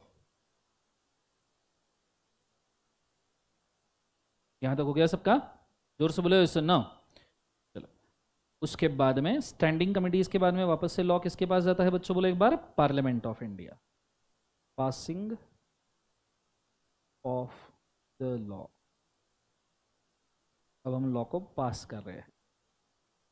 ठीक है, एक साइड में लिखूंगा पार्लियामेंट, पार्लियामेंट को मैं करूंगा ब्रैकेट, और पार्लियामेंट को मैं फर्दर डिवाइड करूंगा 2 पार्ट्स में। पहला house of people,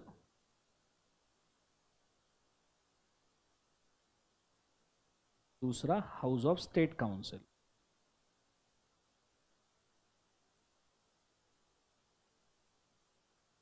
house of people को हम कहते हैं क्या बोले एक बार, लोकसभा।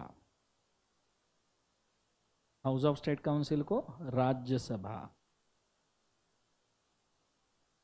लोकसभा और क्या बोले एक बार उसे, राज्यसभा। लिख लिया सबने? हाउस ऑफ पीपल में बैठते हैं MPs, members of parliament. House of state council में मेंबर्स ऑफ स्टेट काउंसिल, मॉस्क member of state council.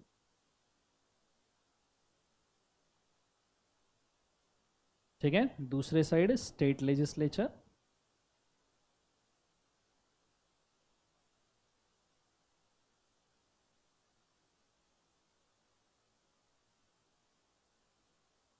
State legislature के दो हाउसेस, पहला स्टेट लेजिस्लेटिव असेंबली, दूसरा state legislative council, state legislative assembly, state legislative council. ठीक है, इसको हिंदी में क्या कहते हैं? विधानसभा, और इसको हिंदी में कहते हैं विधान परिषद।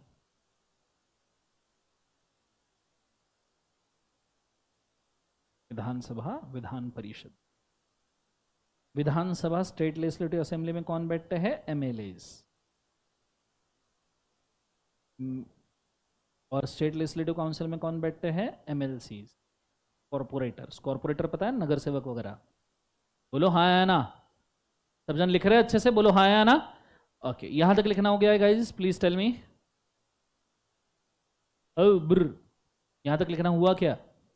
जोर से बोलो यस और नो, और जोर से। अब लिखना मत, सिर्फ फोकस करना। ठीक है, लिखना छोड़ दो, बोर्ड के ऊपर फोकस करो, सिर्फ फोकस करो। स्टेट का तो चलो नंबर का कोई लेन देन नहीं है, क्योंकि 36 स्टेट्स एंड यूनियन टेरिटोरीज है, हर एक का तो देख नहीं पाएंगे, और स्टेट का कोई लॉ हमारे सिलेबस में भी नहीं है। ठीक है, विल स्टिक टू पार्लियामेंट, जो सेंटर वाला प्रोसेस है, क्योंकि हमारे पास में सेंट्रल लॉज ही है। सेंटर का समझ में आएगा, स्टेट का ऑटोमेटिक आप समझ सकते हो, कोई दिक्कत नहीं उसमें। अब हाउस ऑफ पीपल और हाउस ऑफ स्टेट काउंसिल दो इसमें, एक इसमें है एमपी, एक इसमें है एमएस मॉस्क, मेंबर ऑफ स्टेट काउंसिल।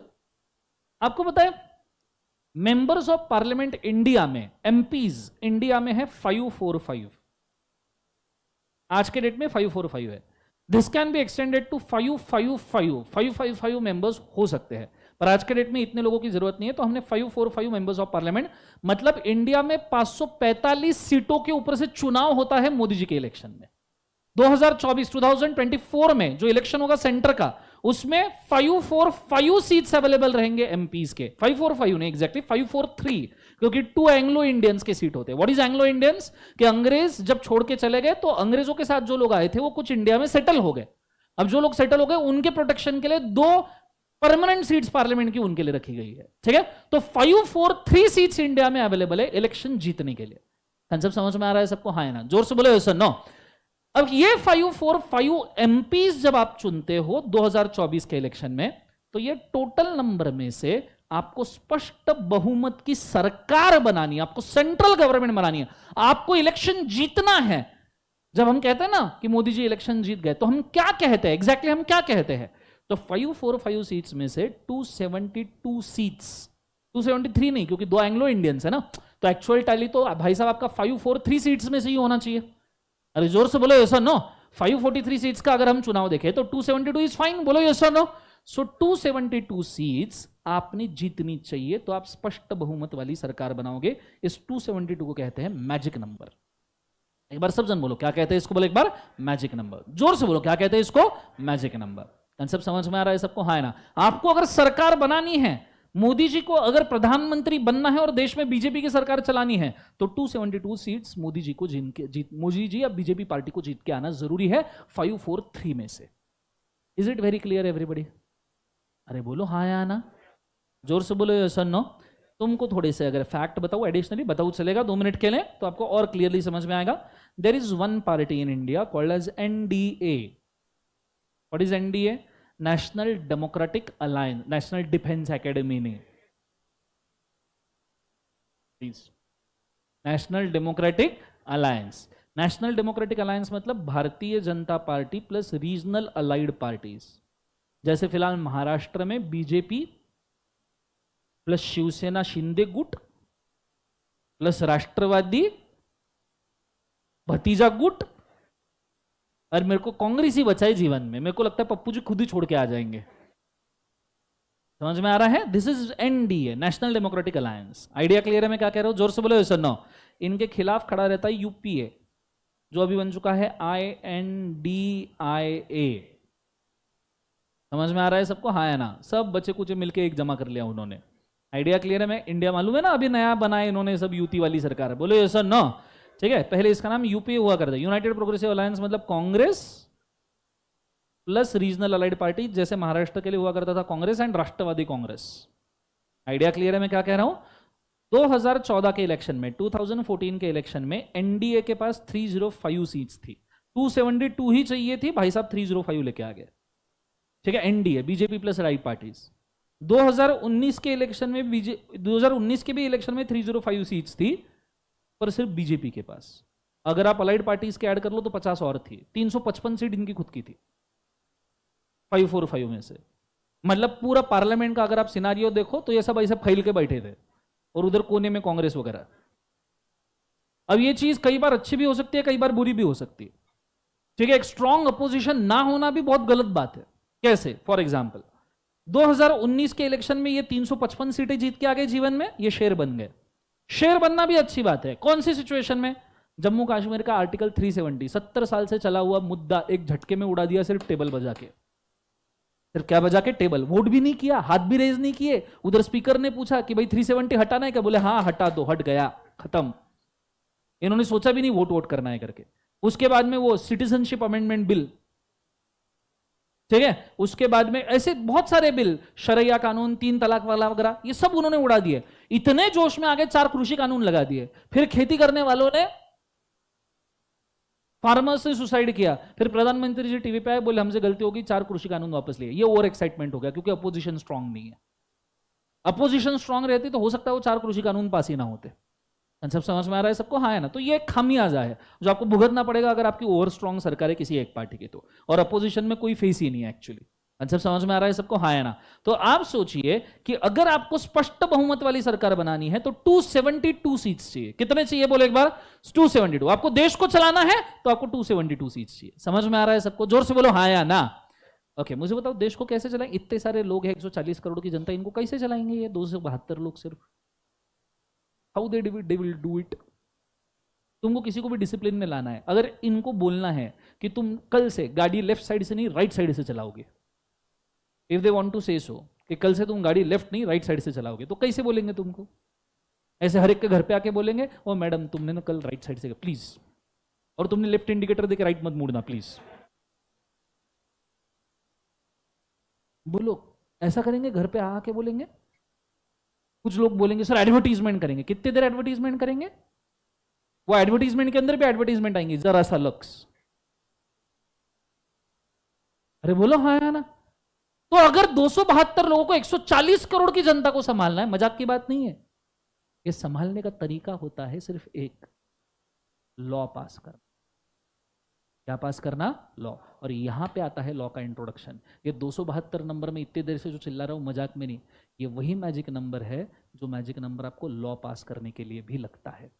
तो जो नंबर आपको सरकार बनाने के लिए लगता है वही नंबर आपको लॉ पास करने के लिए भी लगता है। तो कल अगर आप यहां पे लेके जाओगे कोई नया लॉ, जैसे अभी बात चल रही है इसकी, बोलो नया कानून ला रहे हैं ना, यूनिफॉर्म सिविल कोड, बात चल रही है ना यूनिफॉर्म सिविल कोड की, समान नागरिक हक कायदा, समान नागरिक हक कायदा। बोलो ऐसा नो, हर सिटीजन एक है। कंसेप्ट समझ में आ रहा है? जाति भेद वगैरह सब गायब, रिजर्वेशन सब जो बुर बाबिश सब एक जन, समान नागरिक हक कायदा, ये सर नो। तो यूनिफॉर्म सिविल कोड अगर कल रखेंगे ना, तो यूनिफॉर्म सिविल कोड को कल पास करने के लिए 272 वोट ही लगने वाले, उससे ज्यादा नहीं। और 272 लोगों ने अगर हाँ बोल दिया यूनिफॉर्म सिविल कोड के लिए, वो लॉ बन जाएगा। और 140 करोड़ की जनता को फॉलो करना पड़ेगा, क्योंकि तुमने इन 272 लोगों को चुन के दिया है जो तुम्हारे लिए लॉ पास कर रहे। तो this is a process to pass the law. ये नंबर एवे ही नहीं है, this is the number to pass the law. सब समझ में आ रहा है मैं क्या कह रहा हूं? जोर से बोले एक बार यस और नो। अरे जोर से। आइडिया क्लियर है? सो 272 वोट्स हमको लगते हैं to pass any law. To pass क्या बोले एक बार? Any law. आइडिया क्लियर है मैं क्या कह रहा हूं? इसीलिए हम कहते हैं जो देश बनाता है, जो देश में सरकार बनाता है, वही देश का कानून चलाता है। जो सरकार बनाता है वही देश का क्या चलाता है? कानून, क्योंकि वही जो लोग हैं जो वोट करके इस लॉ को पास करवा सकते। Is it very clear everybody? जोर से बोलो यस और नो। अरे बोलो हाँ या ना। आपको पता है ये अब इलेक्शन जब शुरू होगा ना 2024, इसके पहले के भी आपने देखना, ये जितने भी लोग हैं ना ये उत्तर प्रदेश में ठिया मान के बैठ जाते हैं। क्यों?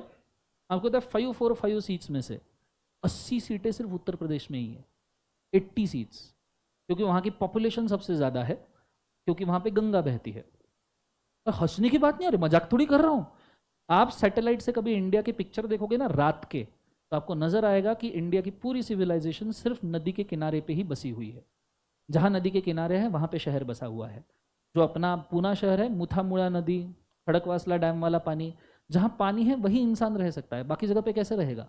उत्तर प्रदेश में सबसे इंडिया की बड़ी नदी बहती है, बिकॉज ऑफ दैट सबसे बड़ी पॉपुलेशन उत्तर प्रदेश में है, क्योंकि शुरुआती पॉपुलेशन की इंडिया की वहां से हुई थी। सब समझ में आ रहा है सबको? हाँ है ना? इसलिए नंबर ऑफ सीट्स भी वहां पे सबसे ज्यादा है, 80 सीट्स उत्तर प्रदेश में है। इसके बाद में सेकंड रैंक के ऊपर आता है आपका बिहार, साथ में महाराष्ट्र, राजस्थान, वेस्ट बंगाल। तो ऐसा कहा जाता है ये 5 राज्य ऐसे है, ठीक है? उत्तर प्रदेश, बिहार, राजस्थान, महाराष्ट्र, वेस्ट बंगाल। अगर आप ये 5 राज्यों में चुनाव जीत जाओगे तो आपको सेंट्रल गवर्नमेंट में कोई हरा नहीं सकता।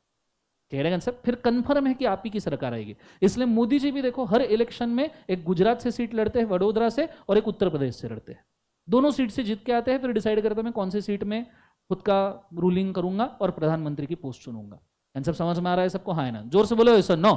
आपने अगर कभी देखा तो पप्पू जी भी एक सीट लड़ते हैं ऊपर रायबरेली, और दूसरी केरला से सीट लड़ते हैं। सब समझ में कि उनकी केरला की सीट फिक्स है कि वो आने ही वाली है करके। सब समझ में आ रहा है सबको? हाँ ना? जोर से बोलो यस और नो।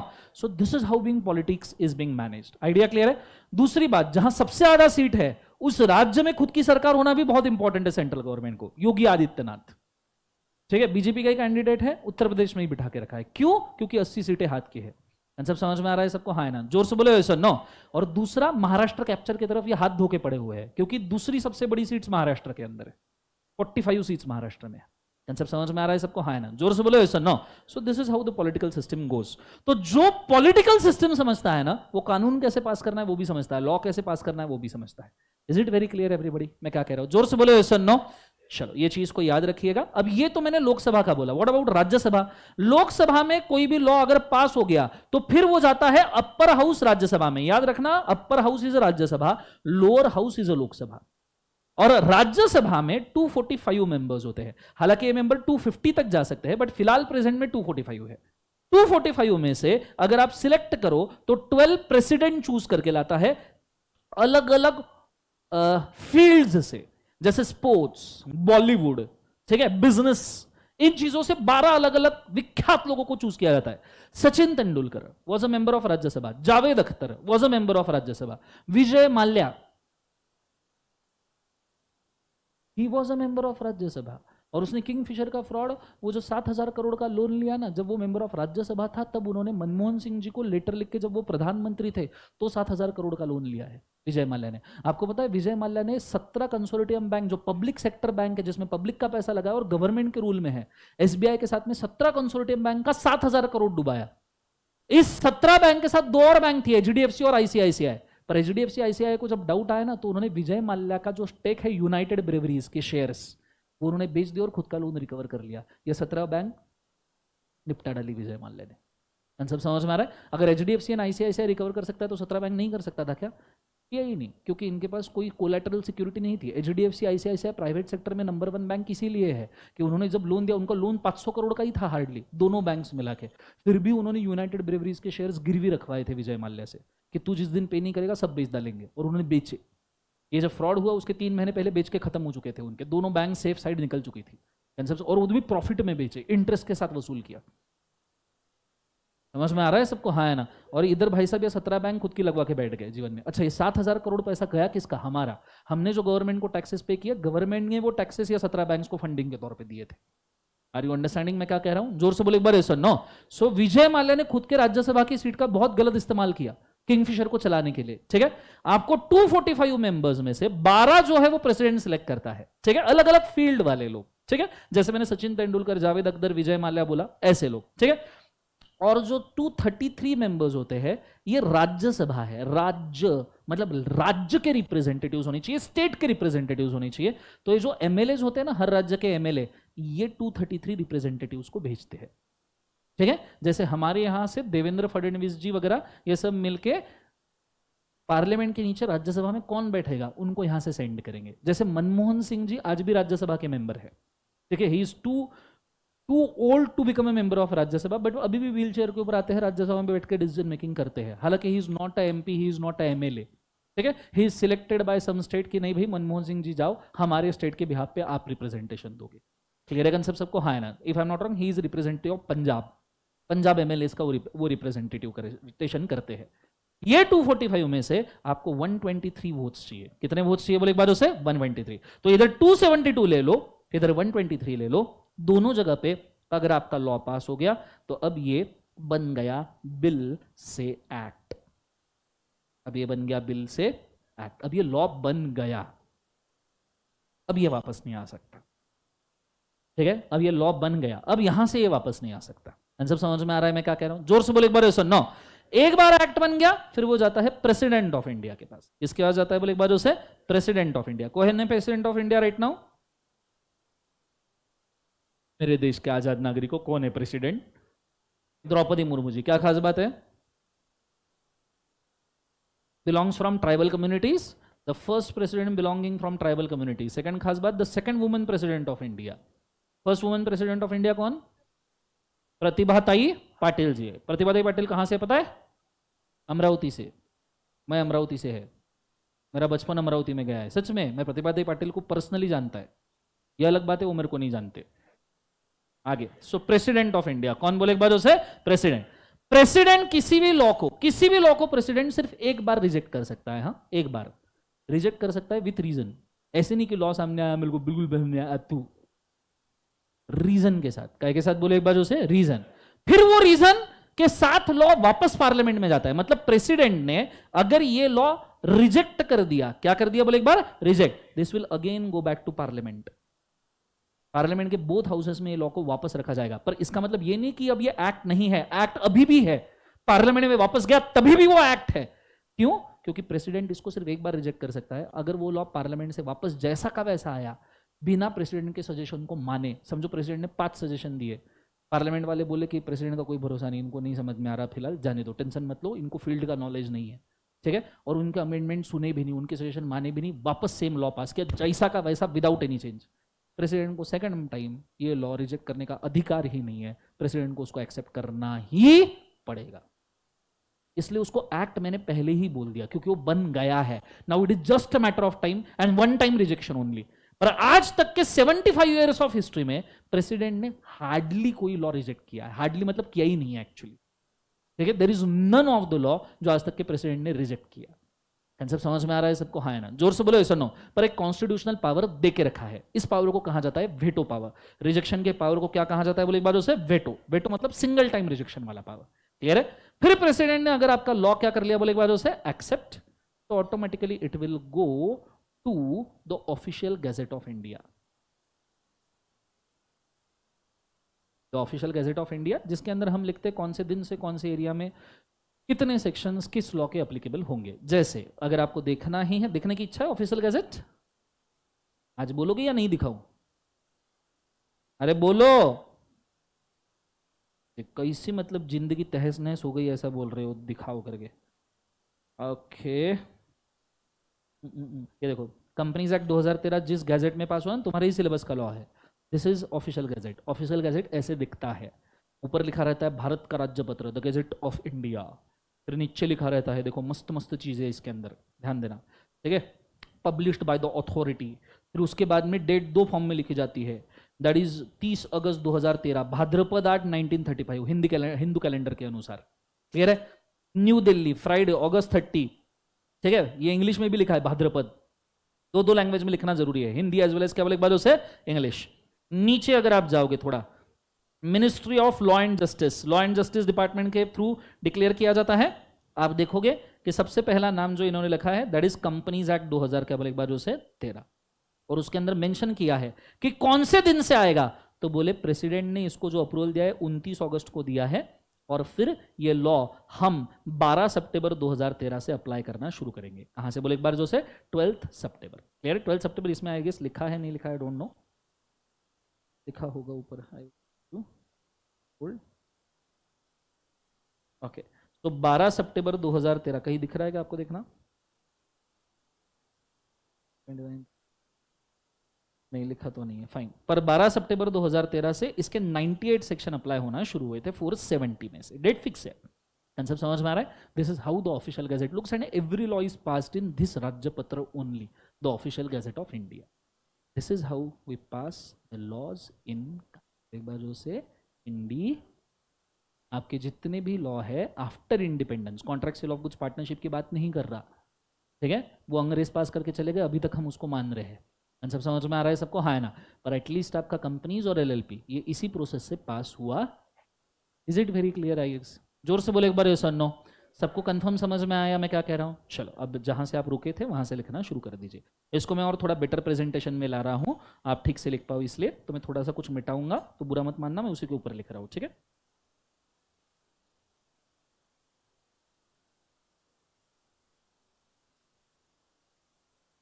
प्रोसेस सुना था कभी ये?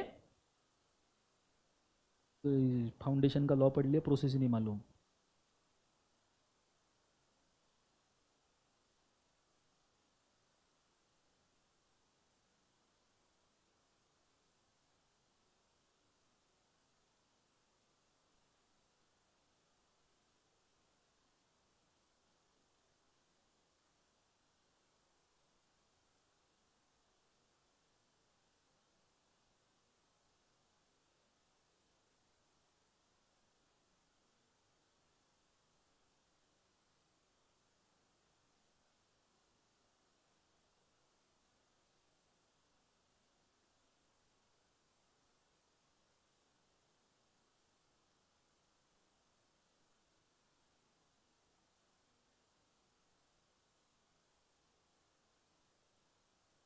ओके, स्टेट लॉ में प्रेसिडेंट तो ऑफ कोर्स नहीं है, तो कौन पास करेगा? देश में प्रेसिडेंट है, स्टेट में कौन पास करेगा? गुटखा बैन लॉ कौन पास करेगा? गवर्नर, राज्यपाल। कौन है राज्यपाल? महाराष्ट्र के, यस, बैस ना, बैस, रमेश बैस, गवर्नर ऑफ क्या बोले एक बार? स्टेट। इन्होंने अप्रूव कर दिया, वेटो पावर है साइड में लिख के रखना,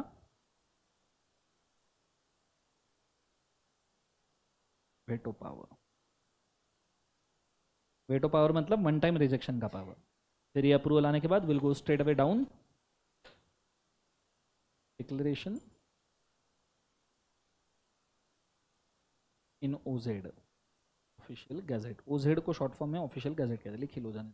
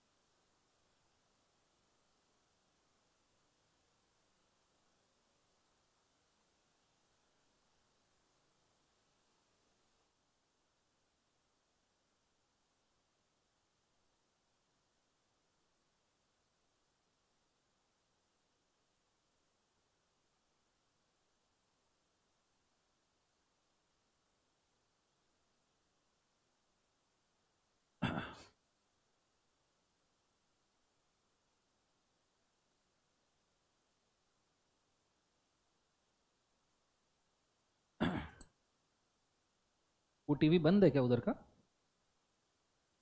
हाँ,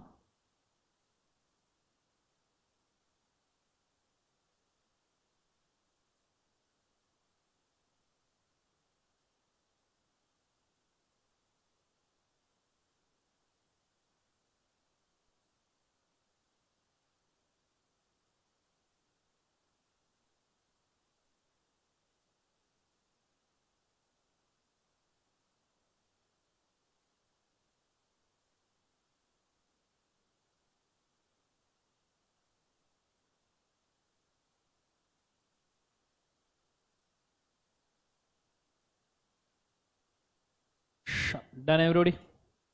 बच्चों बोलो हाँ है ना? लिखना हो गया सबका? Everybody done? लास्ट बेंचेस बोलो यस और नो? ओके, तो ये चीज को आपने याद रखना, this is a process to pass the क्या बोले एक बार से लॉ इन इंडिया। कंसेप्ट समझ में आ रहा है सबको? हाँ है ना? जोर से बोलो यस और नो? पर मुझे एक बात बताओ, अभी आपने ये प्रोसेस से सिर्फ क्या बनाया है? बोलो क्या बनाया है? You just have created act, you just have created क्या बोले एक बार एक्ट। पर जिंदगी में तुमने सिर्फ एक्ट के भरोसे पे कुछ पढ़ा कॉन्ट्रैक्ट में? अगर सिर्फ एक्ट के भरोसे पे काम बनता तो चिन्हैया वर्सेस रमैया, केस कम गाली ज्यादा, ये सब ना। तो मुझे एक बार बताओ, उसको पढ़ने की जरूरत पड़ती थी क्या? नहीं। तो आगे लिखना, नेक्स्ट चार्ट लिखना, LOL, LOL, that is law of land. What is law of land? What is LOL और law of land? What do mean by law of land? Law of land के अंदर होते हैं कुछ 5 parts, 5 parts. First part act, जो अभी आपने pass किया, passed at parliament, pass at क्या बोले एक बार उसे? पार्लियामेंट। जो आपने पार्लियामेंट में पास किया है वो लॉ ऑफ लैंड का पहला पार्ट है, द एक्ट। लिख लिया सबने? जोर से बोलो सर ना। पर समझो कभी ऐसा हुआ, समझो कभी ऐसा हुआ, ऐसा पूछो कैसा, जोर से पूछो कैसा, कि बहुत जोर से लॉ आया, बहुत जोर से आया, पर पार्लियामेंट के सेशन ही नहीं हो रहे, क्योंकि पार्लियामेंट के तो सिर्फ 3 सेशन है, उन्हाळी, पावसाळी, हिवाळी, समर विंटर रेनी। बोलो हाँ या ना? और कोविड वोविड रहा तो सेशन ही नहीं है। कोविड रहा तो सेशन है क्या? जोर से बोले ऐसा ना। तो बहुत जोर से लॉ आया है पर पार्लियामेंट बैठ ही नहीं पा रहा, बहुत जोर से लॉ आया है पर पार्लियामेंट बैठ ही नहीं पा रहा। तो अब क्या करेंगे? तो आपको पता है उस वक्त बनाते हैं हम ऑर्डिनेंस।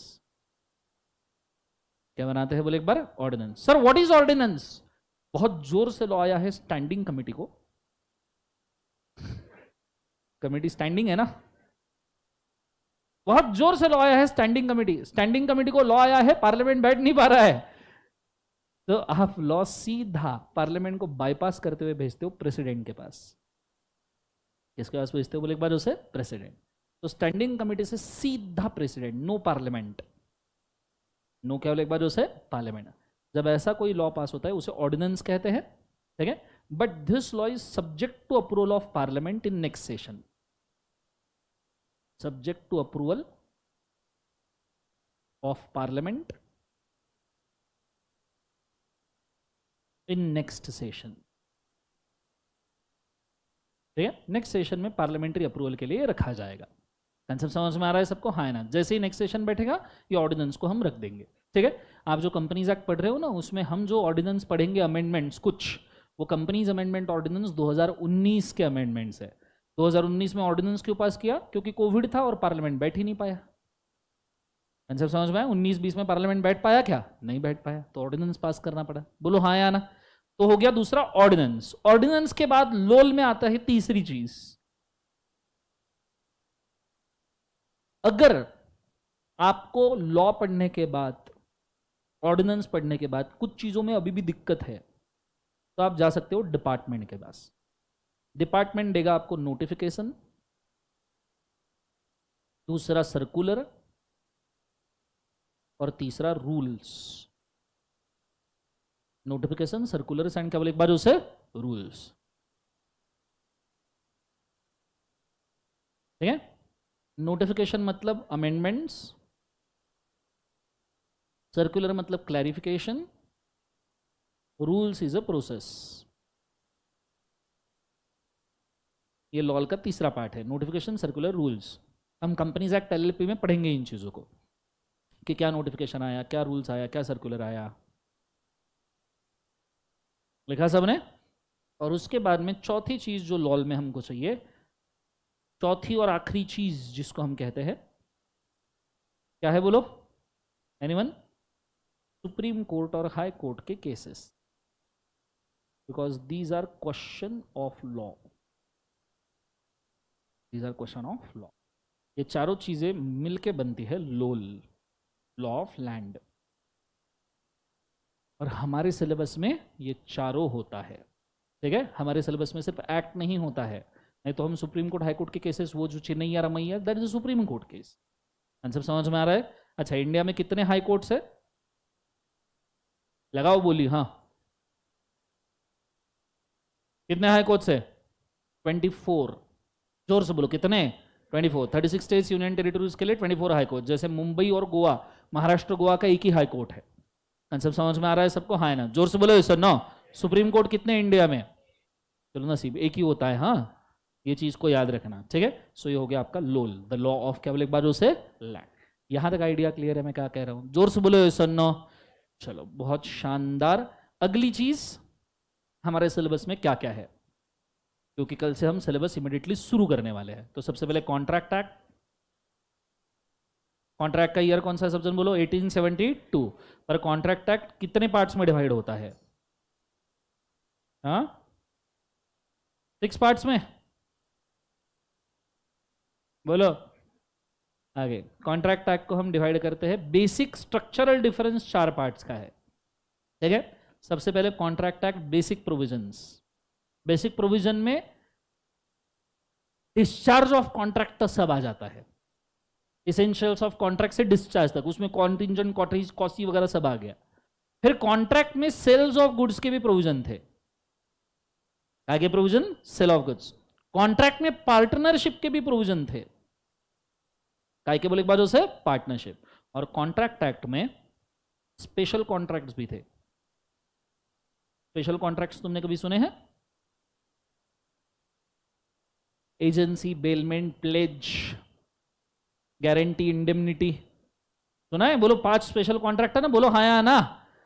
तुम सबसे लकी लोग होने वाले हो इस मामले में, क्योंकि ओल्ड सिलेबस में स्पेशल कॉन्ट्रैक्ट सीए इंटर पे थे, न्यू सिलेबस में सीए इंटर पे नहीं है। तो अभी जब तुम पास कर रहे हो तब सीए इंटर वाले ओल्ड सिलेबस नवंबर 23 का लास्ट बैच, ये 5 कॉन्ट्रैक्ट स्पेशल कॉन्ट्रैक्ट को पढ़ लिया। अब तुम जब मई 24 में जाओगे या नवंबर 24 में सीए इंटर के लिए, तो तुमको कॉन्ट्रैक्ट एक्ट वहां पे नहीं है, तुमको उसके जगह पे आ चुका है FEMA, the foreign exchange management act. Concept समझ में? Same will happen with negotiable instrument act. अभी तुम ओल्ड सिलेबस में हो तो नेगोशिएबल तुमको फाउंडेशन में नहीं है, इंटर पे है ओल्ड सिलेबस में। अब जब तुम नवंबर 24 के लिए जाओगे तो उस वक्त वो नेगोशिएबल इंस्ट्रूमेंट फाउंडेशन में आ चुका होगा, तुम इंटर पे जा चुके होंगे। समझ में आ रहा है सबको? हाँ या ना? So you will be compensated, don't worry. तो ये चीज को याद रखना, स्पेशल कॉन्ट्रैक्ट। अब स्पेशल कॉन्ट्रैक्ट तो उन्होंने डाला है सीए इंटर पे, old syllabus. Sales of goods act जो हमारे सेकंड चैप्टर में कन्वर्ट हो गया है सोगा, सोजा, 18 के 19, 18 या 19, ओके 1930 सोजा। पार्टनरशिप एक्ट हमारे थर्ड चैप्टर में कन्वर्ट हो गया है,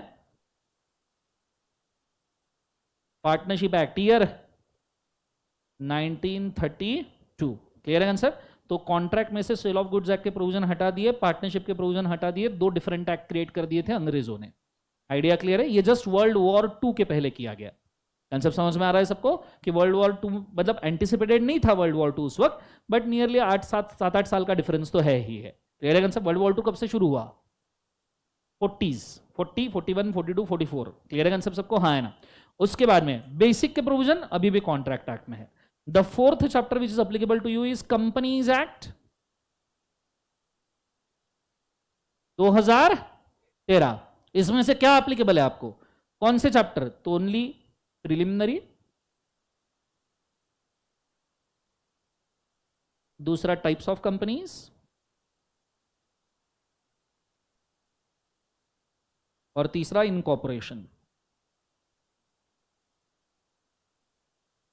और चौथा एक्ट आपको कौन सा? 5वां एक्ट आपको कौन सा? LLP। ईयर कौन सा है? 2008। तो this is your syllabus. Syllabus दिखाई दे रहा है सबको? बोलो यस और नो, एवरीबडी यस और नो। तो यहाँ पे आपका कंप्लीट होता है syllabus as well as the process to pass the law as well as all the basics जो मेरे को पहले दिन पे पढ़ाने थे। कंसेप्ट समझ में आया सबको? हाँ है ना? जोर से बोलो यस और नो, एवरीबॉडी यस और नो। तो ठीक है, आपका इसके बाद लेक्चर है कोई? नहीं है, लास्ट लेक्चर है आज, नहीं है? चलो ठीक है, फिर आज 5-10 मिनट पहले चले जाओ। कल टाइम टू टाइम अपन पूरा समय लेंगे। कल मैं आपको पहला चैप्टर शुरू कर दूंगा कॉन्ट्रैक्ट एक्ट का, तो थोड़ा बहुत अगर पढ़ के आना है आ जाइएगा, ठीक है? That is necessary. हम मीडियोकर स्पीड से चलेंगे as it is a fast track batch, ना स्लो ना फास्ट। क्लियर है कंसेप्ट? जो इंपॉर्टेंट है उसके ऊपर समय देंगे, जो इंपॉर्टेंट नहीं है उसके ऊपर समय नहीं देंगे। स्पीड ठीक लग रहा है सबको? ओके, कल से आंसर राइटिंग प्रैक्टिस हो जाएगी। लास्ट 10 मिनट्स में हम आंसर राइटिंग करेंगे। क्लियर है कंसेप्ट सबको? यस और नो? चलो, this is all for today. Have a nice day. Thank you बोलो बच्चों।